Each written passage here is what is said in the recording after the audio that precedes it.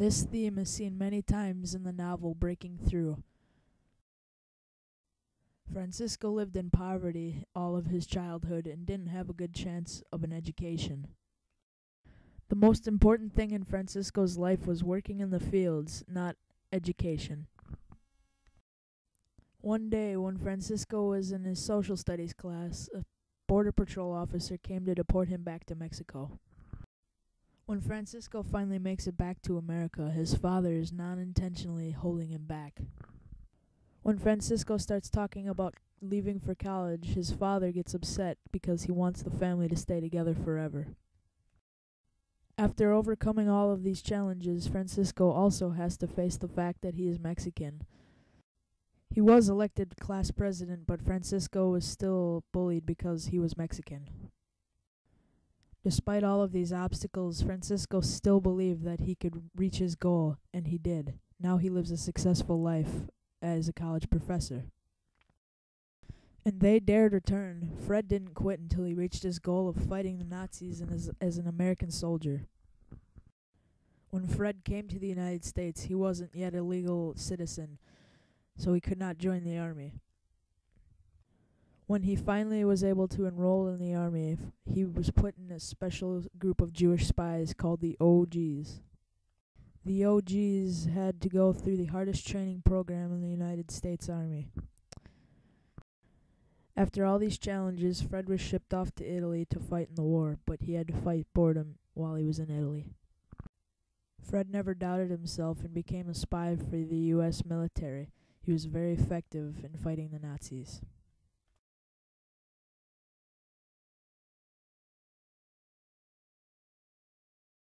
James Jones plays in the NFL today because he never let himself get in the way of reaching his goal.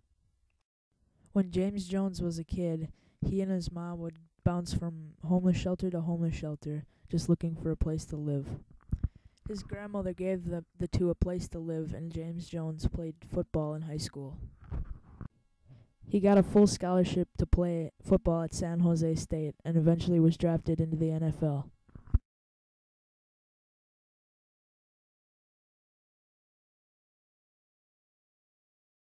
The Wright brothers received a lot of doubt from the public, but still managed to overcome these odds and fly the first airplane.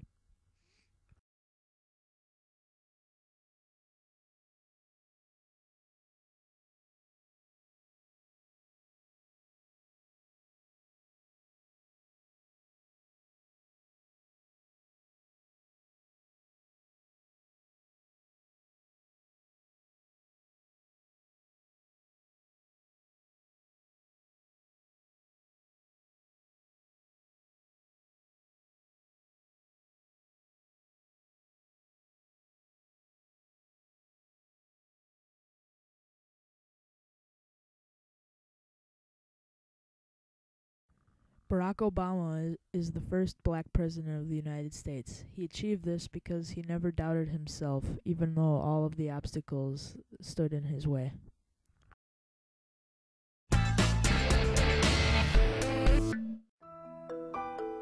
In 1959, at the age of 23, Barack's father arrived in the United States from Kenya to study math and economics at the University of Hawaii in Honolulu. There were few black men on campus and no other Africans. Shortly after starting classes, he caught the eye of a student named Ann Dunham.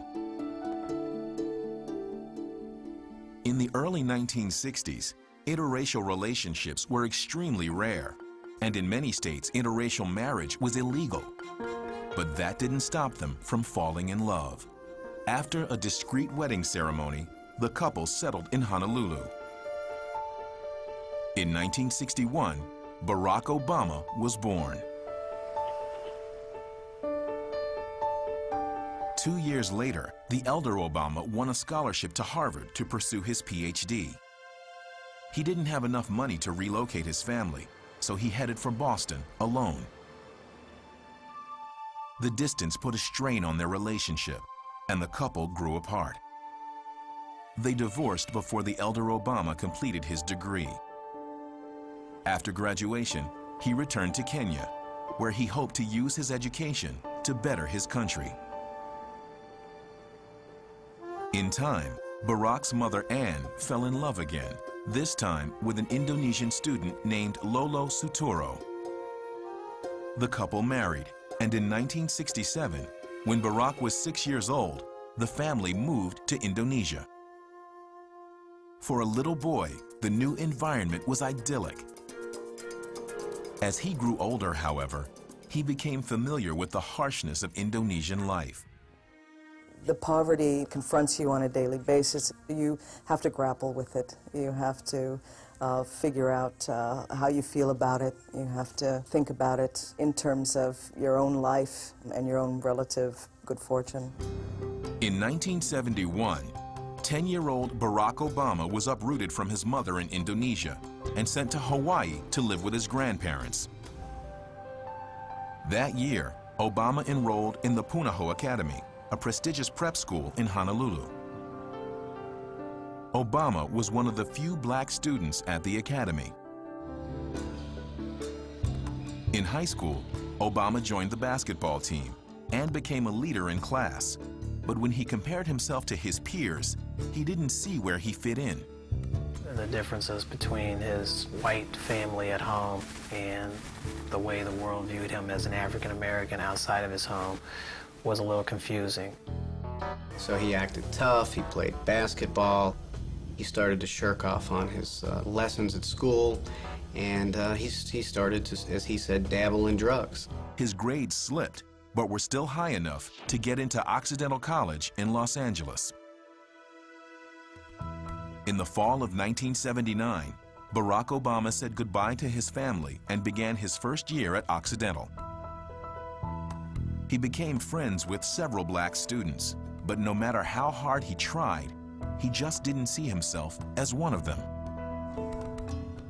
At the end of his sophomore year, Obama transferred to Columbia University in New York. Obama became more disciplined. He ran 3 miles a day and studied harder. He also turned to books for answers about race and social injustice. He was readying for a battle, and he was growing up. He had to figure out what he was going to do for the rest of his life. In 1982, Obama was making breakfast in his East Harlem apartment when the phone rang. On the other end was a distant African relative who abruptly told him that his father had been killed in a car accident.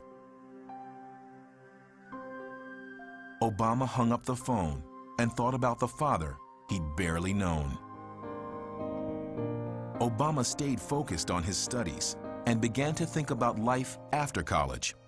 He eventually decided to pursue a career as a community organizer, where he hoped to confront the kind of racism and poverty that had troubled him for most of his life. It became clear to him that so much of the struggle of people who had been left behind involved laws, and that if he was to be an advocate, that he needed to be credentialed in the law.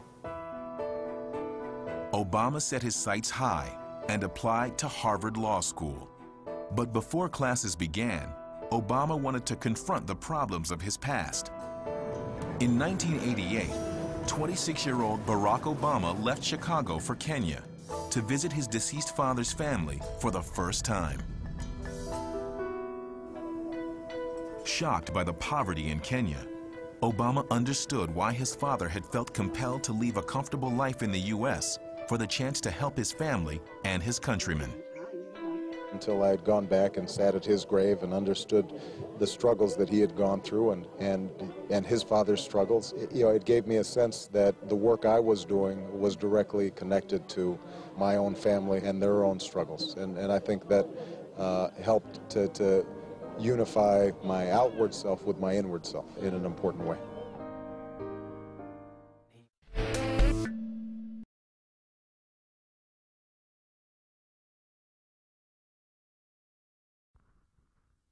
The thing that all of these people share in common is that they never doubted themselves, even through all the tough times that they faced.